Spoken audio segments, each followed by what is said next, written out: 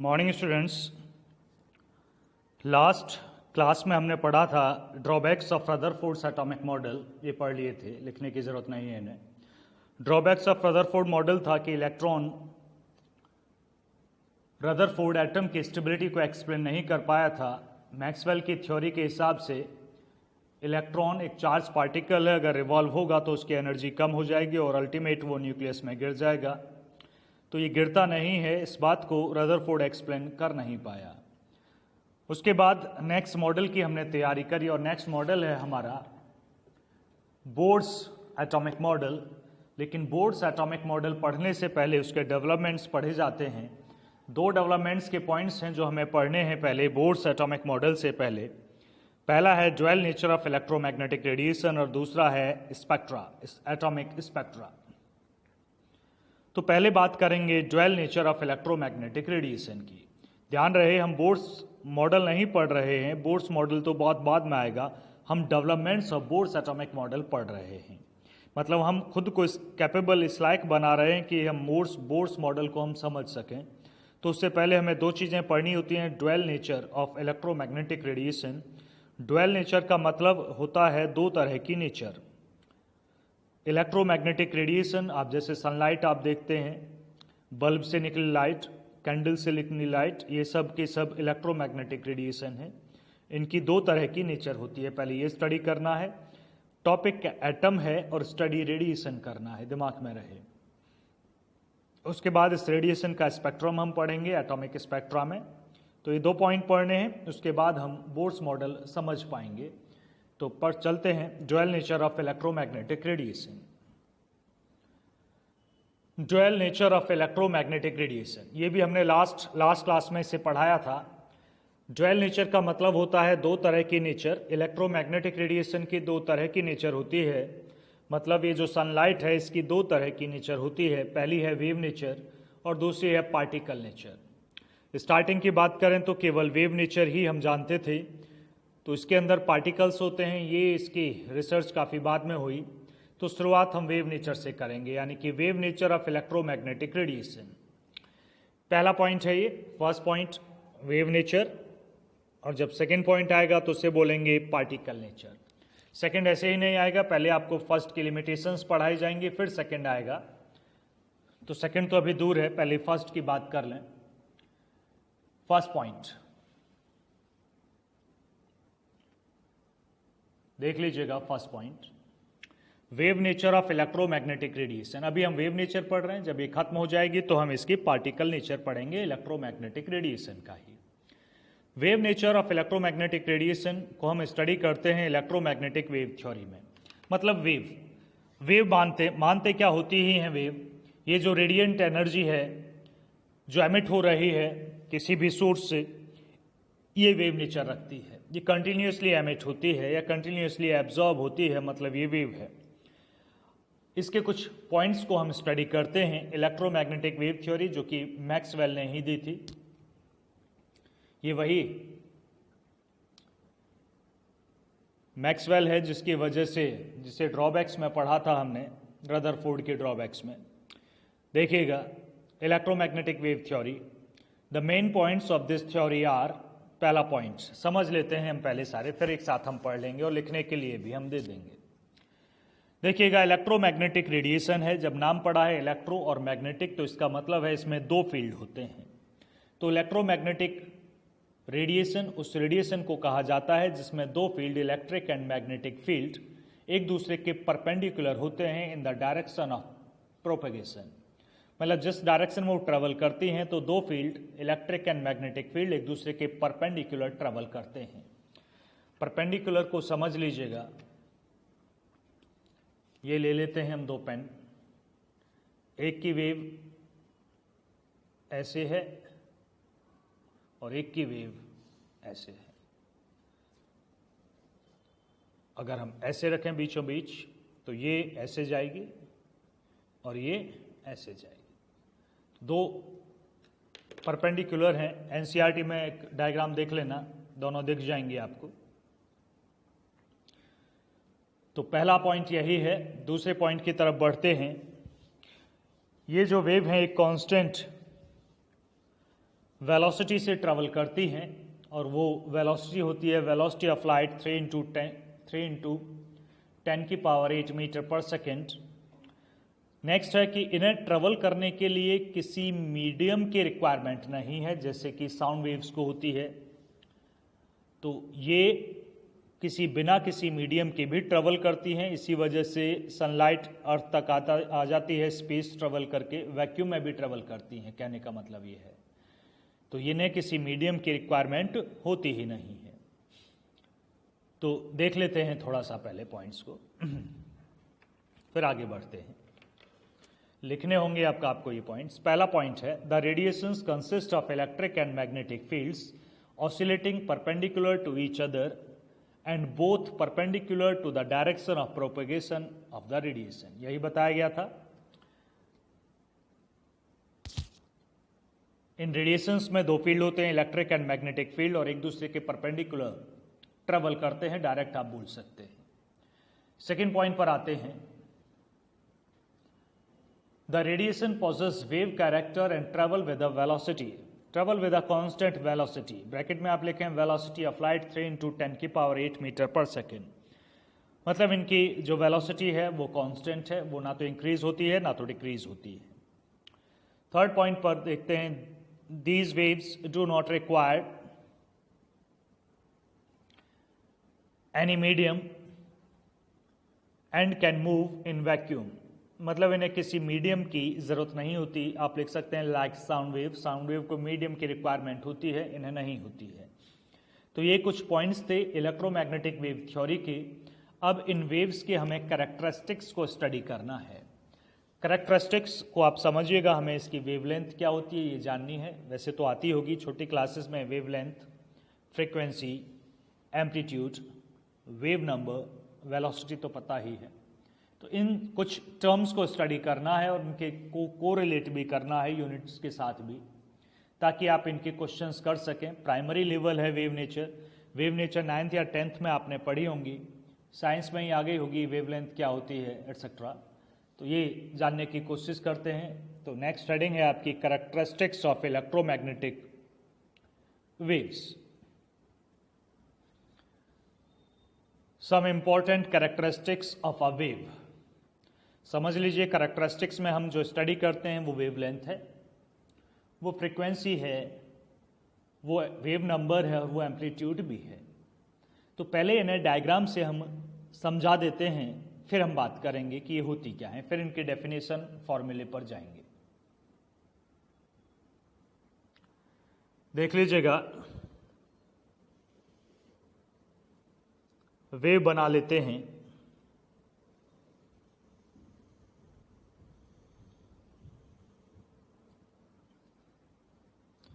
इसमें ये हाइट या ये डेप्थ,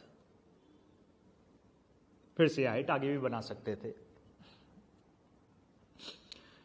यहां इसे बुलाते हैं क्रस्ट, ऊपर है जो,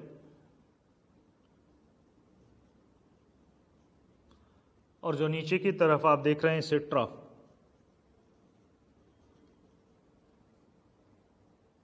आगे भी और भी बना सकते थे हम।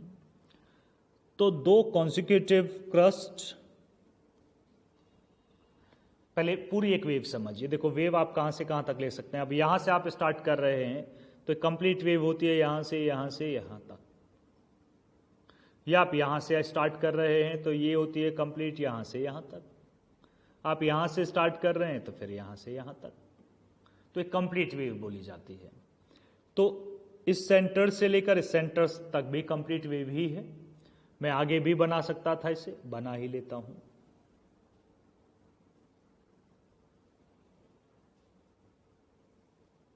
सही से बनाना।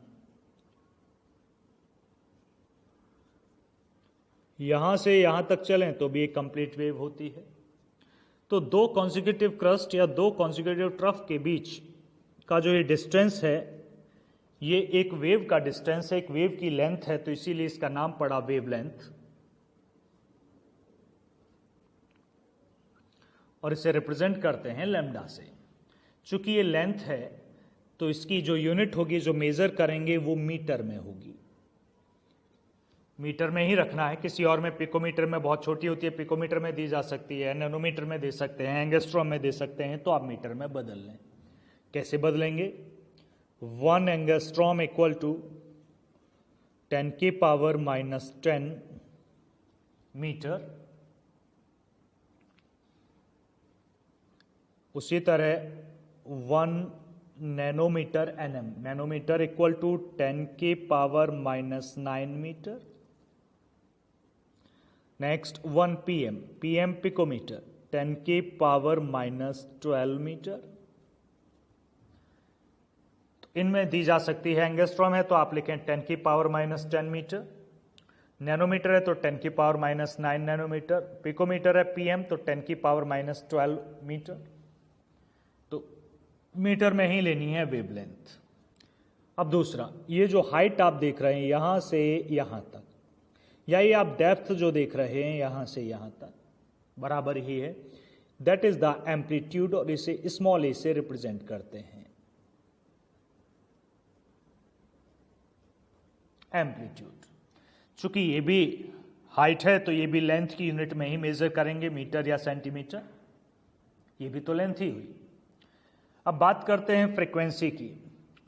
फ्रीक्वेंसी होती है, आप एक पॉइंट पर ये वेव चल रही है, ऐसे आप एक पॉइंट पर खड़े हो जाइए और एक पॉइंट पर कितनी वेव एक सेकंड में पास होती हैं वहां से, उसे बुलाते हैं फ्रीक्वेंसी। यानी कि एक पर्टिकुलर पॉइंट से एक सेकंड में जितनी वेव्स क्रॉस करती हैं, दैट इज द फ्रीक्वेंसी। या आप ऐसे बोलें ऑसिलेट पर सेकेंड, एक सेकंड में कितने ऑसिलेशंस होते हैं, तो नंबर ऑफ ऑसिलेशंस पर सेकंड, या ऑसिलेशंस पर सेकंड डायरेक्ट बोल दें तो उसे भी फ्रीक्वेंसी बुलाएंगे। दूसरा है वेव नंबर। वेव नंबर, तो वेव नंबर होती है एक पर्टिकुलर लेंथ में कितनी वेव्स हैं, the number of waves present in a particular length, पर यूनिट लेंथ बोल सकते हैं, उसमें कितनी वेव्स आ रही हैं, that is the wave number. मान लो मीटर में हमने ली है वेवलेंथ, तो 1 मीटर के अंदर कितनी वेवलेंथ्स अवेलेबल हैं, that is the wave number. Wavelength मतलब एक वेव की लेंथ तो वेवलेंथ है, तो उसकी जो यूनिट होगी जितनी लेंथ है उसकी 1 अपॉन लेंथ की यूनिट, यानी कि मीटर में है तो 1 अपॉन मीटर, मतलब मीटर इनवर्स, अगर सेंटीमीटर में है तो सेंटीमीटर इनवर्स। तो ये डायग्राम से हमने रिप्रेजेंट किया। अब थोड़ा डेफिनेशंस पर चलते हैं इसकी। आप इनका स्क्रीनशॉट ले लें या तो लिखते रहें, साथ में वीडियो को रोक रोक कर लिखते रहें, किसी तरह भी लिखते रहें। पहली डेफिनेशन आती है वेवलेंथ की, अभी हमने बताई थी। It is defined as the distance between any two consecutive crest, यानी कि ऊपर वाले को बुलाते हैं हाइट को क्रस्ट और नीचे वाले को ट्रफ्स बुलाते हैं, तो दोनों में से कोई भी ले लीजिएगा कॉन्जिक्यूटिव, उनके दोनों के बीच के डिस्टेंस को बुलाएंगे हम वेवलेंथ। इसे लैम्डा से रिप्रेजेंट करते हैं, that is a symbol of lambda, that is lambda. Second है फ्रीक्वेंसी। फ्रीक्वेंसी अभी बताई गई थी कि एक पॉइंट से जितनी वेव एक सेकंड में पास होती हैं, ऑसिलेशन पर सेकंड सीधा सीधा बोल सकते हो। तो frequency it is defined as the number of waves passing through a point in 1 second. ये तो बेस्ट है ही। अब सिंपल बोलनी हो तो ऑसिलेशन पर सेकंड भी आप बोल सकते हैं। It is represented bye new, ये वी की तरह सिंबल जरूर है, ये वी नहीं है, थोड़ा अलग है, that is new, NU, new. Unit एक सेकंड में पास हुई है तो सेकंड इनवर्स, पर सेकंड मतलब, और पर सेकंड का दूसरी यूनिट भी है हर्ट्स, HZ से भी रिप्रेजेंट करते हैं, HTZ से भी करते हैं, HZ से भी करते हैं, हर्ट्स। FM में सुनते होगे इतने मेगा हर्ट्स, इतने किलो हर्ट्स, जब रेडियो सुनते हैं हम तो फ्रीक्वेंसी बता रहा होता है। नेक्स्ट है वेव नंबर, न्यू, ये फ्रीक्वेंसी का ही साइन है न्यू, न्यू के ऊपर नेगेटिव चार्ज है न्यू बार, तो वेव नंबर का साइन न्यू बार, न्यू बार वेव नंबर।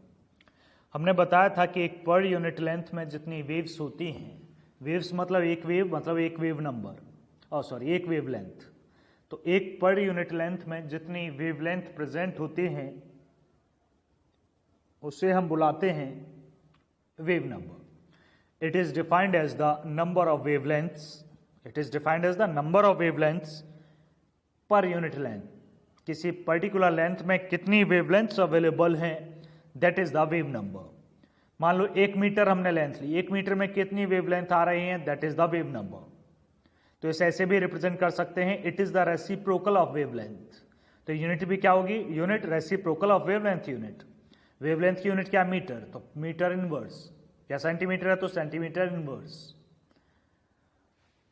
आगे बढ़ते हैं, एम्पलीट्यूड। अभी मैंने बताया था क्रस्ट की हाइट या ट्रफ की जो डेप्थ है उसे हम बुलाते हैं एम्पलीट्यूड। ये भी डिस्टेंस ही है। तो amplitude of a wave is the height of the crest और depth of the trough, it is represented by small e. Amplitude की रिक्वायरमेंट हमें बहुत बार होगी। स्मॉल ए से रिप्रेजेंट करते हैं, कुछ कैपिटल ए से भी करते हैं। वो एम्पलीट्यूड हाइट, वेव की हाइट या डेप्थ की बात कर रहे हैं, बस और कुछ नहीं है, nothing more than this amplitude. Amplitude के स्क्वायर को हम इंटेंसिटी कहते हैं, ये बाद में पढ़ोगे। तो इनकी हमें जरूरत होगी, इनका कोरिलेशन अब देखने की जरूरत है। वेवलेंथ, फ्रीक्वेंसी, वेव नंबर से कैसे कोरिलेट करता है। देखिएगा, हमारे पास फ्रीक्वेंसी, वेवलेंथ और वेव नंबर,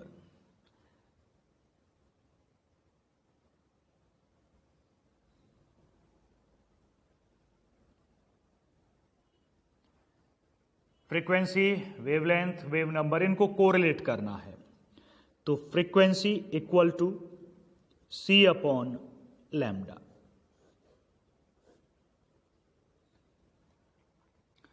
सेकेंड की बात करें, nu bar equal to 1 upon lambda. इसकी तो डेफिनेशन भी यही थी, it is the reciprocal of wavelength.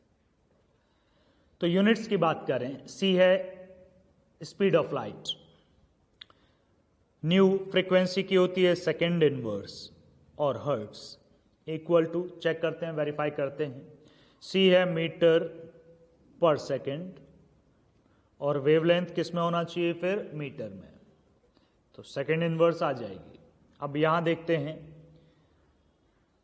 1 अपॉन वेवलेंथ की यूनिट है मीटर, तो वेव नंबर की यूनिट मीटर इनवर्स। अब इन दोनों को कोरिलेट भी कर सकते हैं।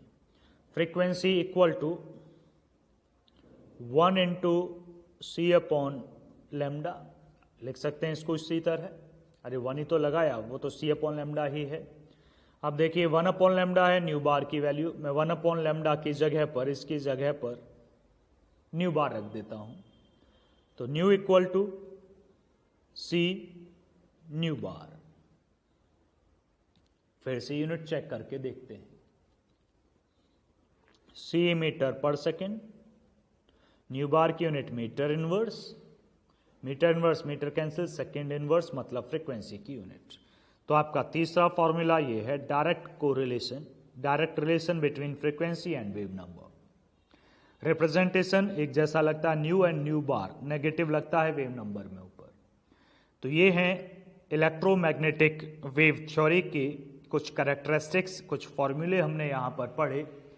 थोड़ा स्पेक्ट्रम भी समझ लें, फिर हम आगे बढ़ते हैं इसके न्यूमेरिकल्स पर। स्पेक्ट्रम भी देख लीजिएगा, इलेक्ट्रोमैग्नेटिक स्पेक्ट्रम। हमारे पास बहुत सारे टाइप के इलेक्ट्रोमैग्नेटिक रेडिएशंस होते हैं जो एक दूसरे से अलग होते हैं उनकी वेवलेंथ के हिसाब से। किसी की वेवलेंथ कम, किसी की वेवलेंथ ज़्यादा, या ये कहें फ्रीक्वेंसी, जब वेवलेंथ अलग है तो फ्रीक्वेंसी भी अलग होगी। रिलेशन है nu equal to c upon lambda, wavelength बढ़ेगा तो फ्रीक्वेंसी कम होगी।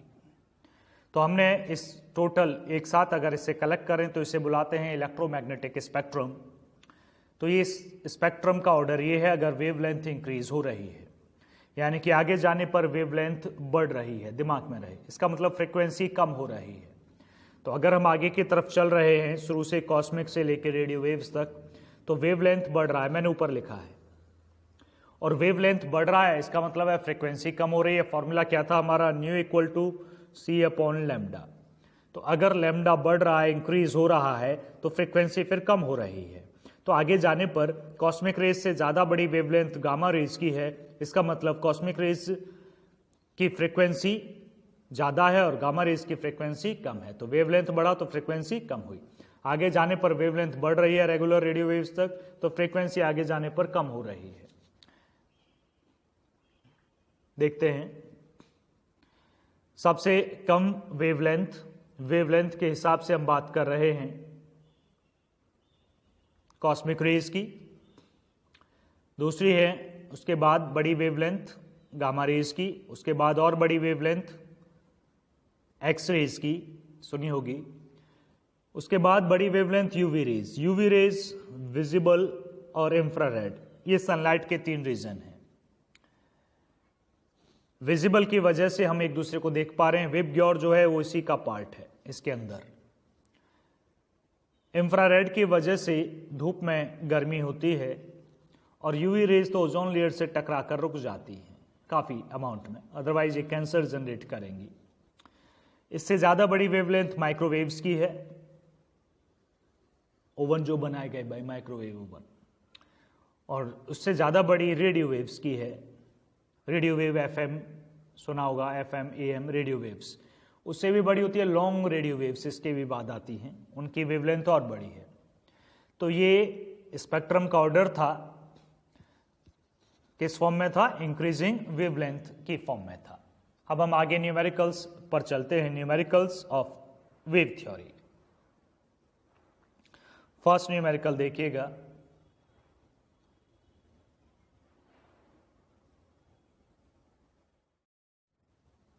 चेक कीजिएगा। First example, calculate wave number and frequency of yellow radiation having wavelength 5800 angstrom. Given, पहला देखते हैं निकालना क्या है। ए ये है तो बी ये है, 2 हैं। वेव नंबर न्यू बार क्वेश्चन मार्क निकालना है, फ्रीक्वेंसी न्यू ये भी निकालना है। गिवन क्या है, वेवलेंथ लैम्डा कितना है जी, 5800 एंगस्ट्रॉम में है। एंगस्ट्रॉम में है तो हमें मीटर में बदलना होगा। 5800 इंटू 10 की पावर -10 मीटर, मैंने रिलेशन लिखे थे, मैं फिर से लिख देता हूं।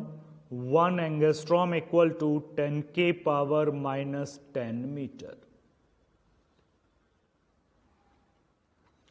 तो हमने एंगस्ट्रॉम को मीटर में बदल लिया। थोड़ा सिंप्लीफाई कर लेते हैं, 2 जीरो हैं तो 2 पॉजिटिव आ जाएगी, पावर इन्हें हटा दें, बल्कि पॉइंट यहां ले आते हैं। 5.8 तो 3 पावर प्लस की आएंगी तो बचेगा 10 की पावर -7 मीटर वेवलेंथ।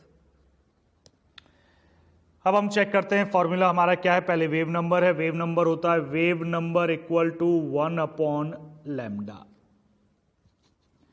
मतलब 1 अपॉन 5.8 इंटू 10 की पावर -7। -7 ऊपर आ जाएगा, ये हो जाएगा 10 की पावर +7 एंड डिवाइड बाय 5.8।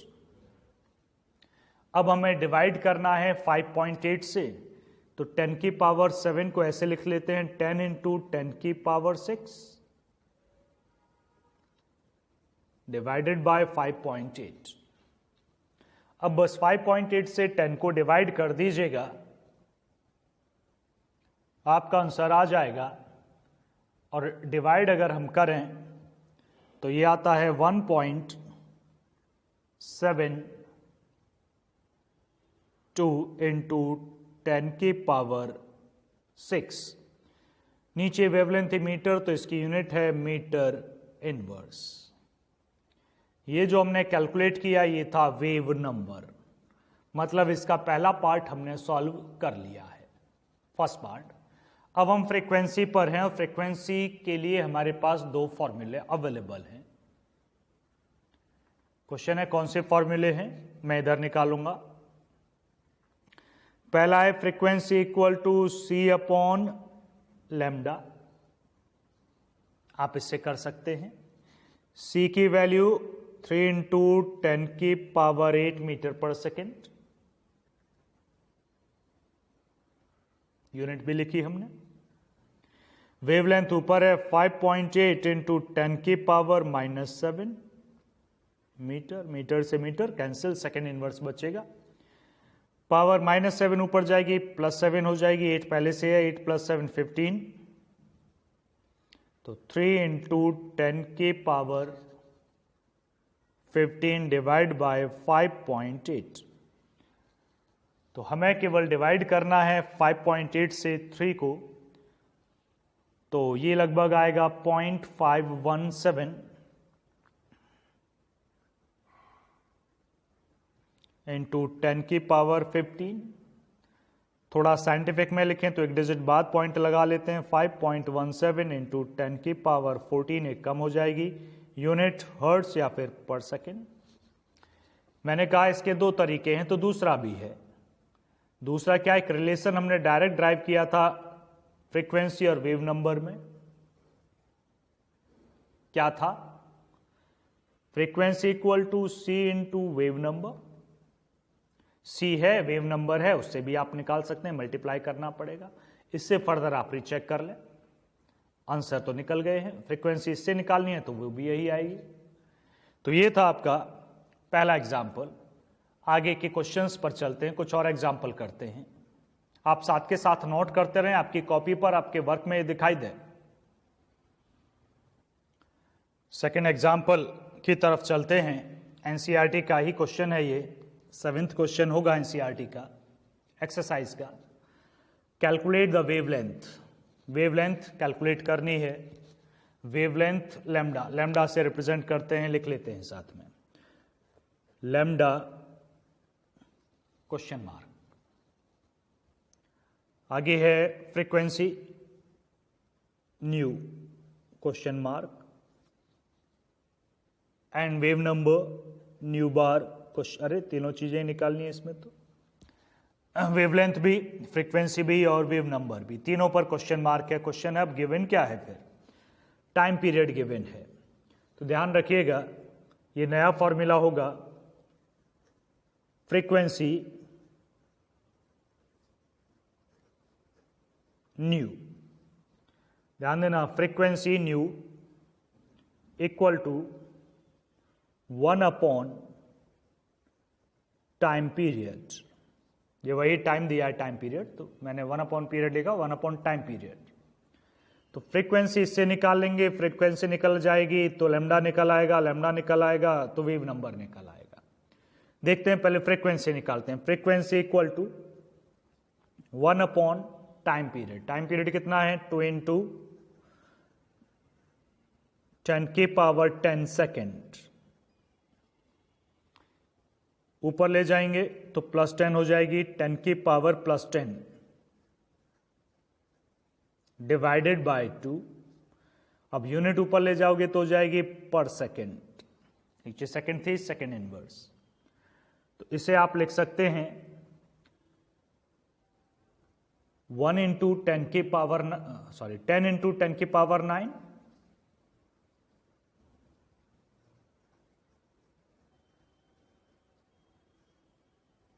अभी भी देखो 10 की मैंने एक इधर ले लिया, 10 तो 9 पावर है। 2 से 5 को डिवाइड, 2 से 10 को डिवाइड कर दो 5, तो 5 इंटू 10 की पावर 9 सेकेंड इनवर्स और हर्ट्स। ये फ्रीक्वेंसी निकल गई। अब आपकी फ्रीक्वेंसी निकल गई है। अब आप इससे वेवलेंथ निकाल सकते हैं। वेवलेंथ पर वर्क करते हैं। वेवलेंथ,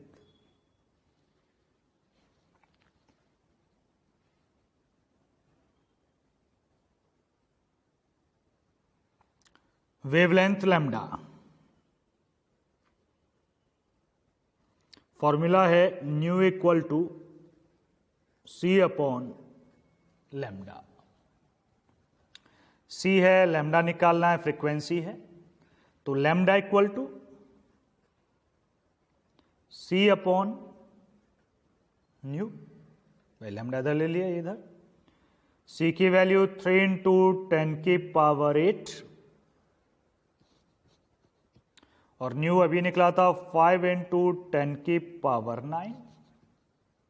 इसकी यूनिट मीटर पर सेकेंड, इसकी यूनिट पर सेकेंड मीटर में आ जाएगी यूनिट।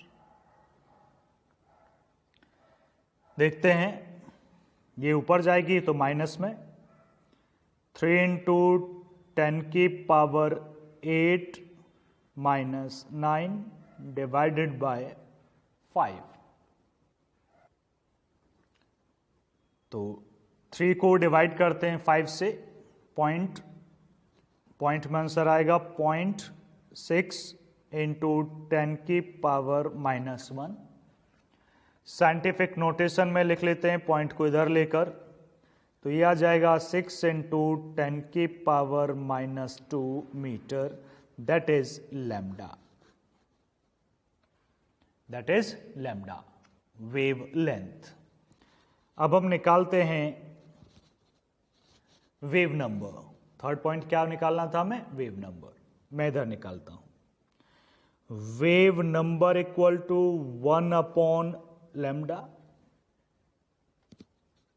लैम्डा से ही कोरिलेट है, तो लैम्डा की वैल्यू तो निकाली है, तो nu bar equal to 1 upon lambda की वैल्यू 6 इंटू 10 की पावर -2। मीटर में है तो ऊपर जाके मीटर इन्वर्स हो जाएगा, 10 की पावर -2 ऊपर जाएगा, 10 की पावर 2 उसे 100 लिख सकते हैं, 10 की power 200 divide by 6 metre inverse, metre ऊपर चला गया। 6 से डिवाइड करोगे 100 को,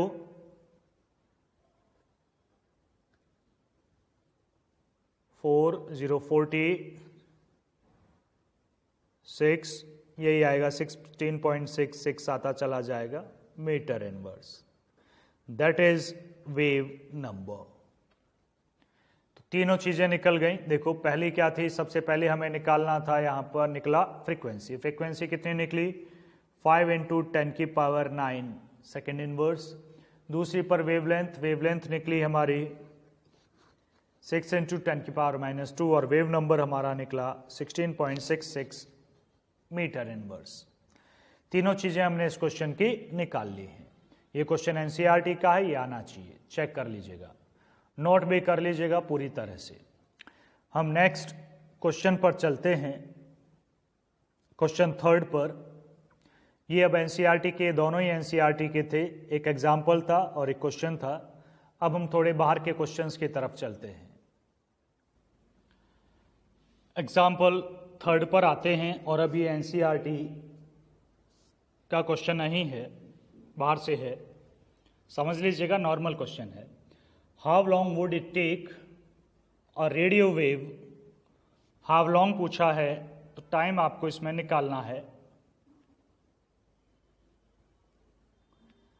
how long would it take a radio wave of frequency, frequency given है 6 इंटू 10 की पावर 3 पर second to travel from Mars to Earth. Distance given a distance of 8 into 10 की पावर 7 किलोमीटर। क्वेश्चन सीधा है, एक radio wave जिसकी frequency ये है, मार्स से अर्थ पे आने, मतलब इतना डिस्टेंस ट्रेवल करने में कितना टाइम लगाएगी, टाइम। तो स्टार्ट करते हैं क्वेश्चन। हमें किसी भी वेव की वेलोसिटी मतलब स्पीड हमें पता है।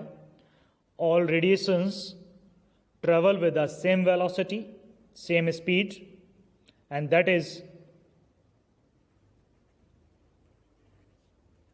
3 इंटू 10 की पावर 8 मीटर पर सेकेंड। यानी कि रेडियो वेव एक सेकेंड में 3 इंटू 10 की पावर 8 मीटर ट्रेवल करती है। तो अर्थ, मार्स से अर्थ का जो डिस्टेंस है वो है 8 इंटू 10 की पावर 7 मीटर में है। तो इस डिस्टेंस को किलोमीटर में है, मीटर में बदल लेते हैं ताकि हम कैलकुलेट कर सकें। तो distance from Mars to Earth कितना था? 8 × 10⁻⁷ किलोमीटर था। मीटर में बदलने के लिए कर देंगे 8 × 10⁻3। अब मीटर में हो गया भाई, 1 किलोमीटर में 10⁻3 मीटर, 1000 मीटर। तो ये आ गया जी 8 × 10⁻10 metre, that is a distance. इतना डिस्टेंस ट्रेवल करना है वेव को। 1 सेकंड में इतने मीटर करती है, इतने मीटर कितने समय में करेगी? तो टाइम निकाल लेंगे। ये तो सीधा डिस्टेंस स्पीड वाला क्वेश्चन हो गया। तो time equal to time taken equal to distance upon speed. Distance कितना है? 8 × 10⁻10 मीटर, यूनिट भी लिखें आप। स्पीड कितनी है? 3 × 10⁸ मीटर पर सेकेंड। मीटर से मीटर कैंसिल, ऊपर सेकेंड पहुंच जाएगा। 10⁸ ऊपर ले जाओ, माइनस में आएगा। 8 डिवाइड बाय 3 × 10⁻2 ही बचेगा। 8 ऊपर गया, 10 में से 8 माइनस किया, 10⁻2 बचा। तो ऊपर 800 है, 800 टोटल। डिवाइड कर लेते हैं 3 से। तो 3 से तब हम डिवाइड करते हैं तो 3 2 6, 2 बचा, पॉइंट लगाकर हमने 0 बढ़ा ली, 20, 3 6 18, फिर 2, ये तो यही आएगा फिर 2.66 × 10⁻2 सेकेंड। इतने सेकंड्स लगेंगे। कितने सेकंड हैं ये? 266 सेकंड्स। तो इतना टाइम लगेगा। हमने 10⁻2 को मल्टीप्लाई कर लिया, 266 सेकंड। आप इन्हें मिनट में बदल सकते हो। Minute 60 second, 6 2 12, 6 4 24, 240। 4 मिनट अगर हम लगा लें तो 4 मिनट लगभग 4 मिनट में हो गए 240। कितने बचे? 26 सेकेंड। इतना समय लगेगा मिनट में अगर हमने कन्वर्ट कर लिया, या सेकंड में रहने दो, ऐसा कुछ बताया नहीं गया। तो इस क्वेश्चन में फ्रीक्वेंसी का तो यूज था ही नहीं, सिंपल क्वेश्चन था स्पीड टाइम डिस्टेंस का। तो आगे चलते हैं नेक्स्ट क्वेश्चन की तरफ। क्वेश्चन 4 चेक करिएगा, ये आपका होमवर्क है। 3 क्वेश्चंस हैं, इजी से ही हैं। फर्स्ट है calculate the frequency of IR radiation having wavelength of 3 × 10⁻6 nanometre. Wavelength यहाँ गिवन है, लैम्डा की वैल्यू, फ्रीक्वेंसी आपको निकालनी है, न्यू निकालना है। लैम्डा गिवन है, nu equal to C/λ। C speed of light, ये आप जानते हैं। यूनिट्स के साथ रखिएगा और कैलकुलेटर की नीड नहीं है इन क्वेश्चंस में, डायरेक्ट करने हैं अपने आप। आंसर्स आप मुझे सेंड करें। Calculate wave number of radiations, answers नहीं पूरे क्वेश्चन करके ही सेंड करें। Calculate wave number of radiations having a frequency of 4 × 10⁻14 hertz. ये सेकंड क्वेश्चन है, इसमें वेव नंबर निकालना है, न्यू बार निकालना है। फ्रीक्वेंसी न्यू की वैल्यू है 4 × 10⁻14 हर्ट्ज। हर्ट्ज बोलेंगे या तो पर सेकेंड, एक ही बात होती है। तो आप पर सेकेंड भी इसे लिख सकते हैं, हर्ट्ज लिख सकते हैं, एक ही यूनिट के 2 नाम हैं। फ्रीक्वेंसी गिवन है, वेव नंबर निकालना है। डायरेक्ट रिलेशन मैंने ड्राइव करवाया है, nu equal to C nu bar. ऐसे कर सकते हैं, या पहले लैम्डा निकाल लें, लैम्डा से फिर वेव नंबर निकाल लें, कैसे भी करें आप। डायरेक्ट करें तो ज़्यादा बेटर है। Nu equal to C nu bar, nu है, C है, न्यू बार निकालना है। क्वेश्चन 3 पर आते हैं। कैलकुलेट द वेवलेंथ, लैम्डा आपको निकालना है। Calculate the wavelength lambda of a radio station broadcast at a frequency of 1368 kHz। के मतलब किलो हर्ट्ज। किलो हर्ट्ज से हर्ट्ज में बदलना होगा। 1 किलो में हर्ट्ज कितनी होंगी? 10⁻3 से मल्टीप्लाई कर दोगे तो हर्ट्ज आ जाएंगी। तो ये किलो हर्ट्ज है, मैंने नीचे भी लिख के दिया 1368 किलो हर्ट्ज। ध्यान रहे किलो हर्ट्स को पहले आप हर्ट्स में बदलेंगे, मल्टीप्लाई करोगे 10 की पावर 3 से इसमें, तो हर्ट्स पर सेकंड में बदल जाएगा। तो इसमें आपको वेवलेंथ निकालनी है, फ्रीक्वेंसी दी है, बी सीधा है, nu equal to c upon lambda, lambda निकालना, न्यू है, सी आप जानते हैं। तीनों क्वेश्चंस को पर्टिकुलर वे में करके 1 बाय 1, कैलकुलेटर यूज ना करें, बहुत बड़ी कैलकुलेशन नहीं है। तो इन क्वेश्चंस के आंसर आप मुझे सेंड कर दें, ये होमवर्क है आपका, पूरे नोट्स ही सेंड कर दें, उसी में आ जाएगा। ये हमने जो पढ़ी ये थी इलेक्ट्रोमैग्नेटिक वेव थ्योरी, यानी कि वेव नेचर। हम ड्वेल नेचर ऑफ रेडिएशन पढ़ रहे थे। ड्वेल नेचर में दो नेचर थी, पहली थी वेव नेचर, दूसरी थी पार्टिकल नेचर। वेव नेचर हमने अभी अभी पढ़ी। वेव नेचर पढ़ने के साथ साथ ही इसमें कुछ लिमिटेशंस भी पाई गई, मतलब इसके कुछ ड्रॉबैक्स भी थे। मतलब ये बहुत सारी रेडिएशंस फिनोमिना को वेव थ्योरी एक्सप्लेन नहीं कर पा रही थी। तो पहले उन लिमिटेशंस को पढ़ेंगे और उन लिमिटेशंस को दूर करने के लिए दी गई थी आपका पार्टिकल नेचर। पार्टिकल नेचर समझना, तो इसकी पहले हम पढ़ते हैं लिमिटेशंस। वेव थ्योरी की लिमिटेशंस क्या थी कि इलेक्ट्रोमैग्नेटिक रेडिएशन की वेव नेचर, जो इलेक्ट्रोमैग्नेटिक जो रेडिएशन है उसे एक्सप्लेन नहीं कर पा रही थी उसकी वेव नेचर। तो लिमिटेशंस पर नजर डालते हैं, चेक कीजिएगा limitations of electromagnetic wave theory. वैसे तो इलेक्ट्रोमैग्नेटिक वेव थ्योरी ने वेव्स की या इलेक्ट्रोमैग्नेटिक रेडिएशन की सभी प्रॉपर्टीज को एक्सप्लेन किया, जैसे reflection, refraction, diffraction, interference etcetera, लेकिन फिर भी कुछ ऑब्जर्वेशंस को ये एक्सप्लेन नहीं कर पाई। उन ऑब्जर्वेशंस की बात करें तो उसमें से सबसे पहले आता है photoelectric effect. Photoelectric effect समझ लीजिएगा, electromagnetic wave theory was successful explaining the properties of light such as diffraction, interference, refraction, reflection, etc. However, following are some of the observations which could not be explained. पहला है photoelectric effect. Photoelectric effect meaning समझिएगा, अगर कुछ metals के ऊपर, ये metal मान लेते हैं, इसके ऊपर अगर सनलाइट टकराती है तो इसमें से इलेक्ट्रॉन इजेक्ट होते हैं और वेव इलेक्ट्रॉन का इजेक्शन कर नहीं सकती है। तो सनलाइट टकराने से इलेक्ट्रॉन इजेक्ट मेटल से हुए कैसे, इस फिनोमिना को इलेक्ट्रोमैग्नेटिक थ्योरी एक्सप्लेन कर ही नहीं पाती है। तो पहला पॉइंट है हमारा जिसे एक्सप्लेन नहीं कर पाई, फोटो इलेक्ट्रिक इफेक्ट। अगर वेव से इलेक्ट्रॉन बाहर निकलते तो हम साउंड वेव हम बोलने लगे मेटल के सामने तो इलेक्ट्रॉन बाहर नहीं निकलते हैं। तो वेव इलेक्ट्रॉन बाहर निकालने की कैपेबिलिटी नहीं रखती है, वेव के अंदर मोमेंटम नहीं होता है। तो फोटो इलेक्ट्रिक इफेक्ट को वेव नेचर एक्सप्लेन नहीं कर पाई। सेकंड था nature of emission of radiation, nature of emission of radiation from hot bodies. अब इसे समझिएगा, इसे बुलाते हैं ब्लैक बॉडी रेडिएशन।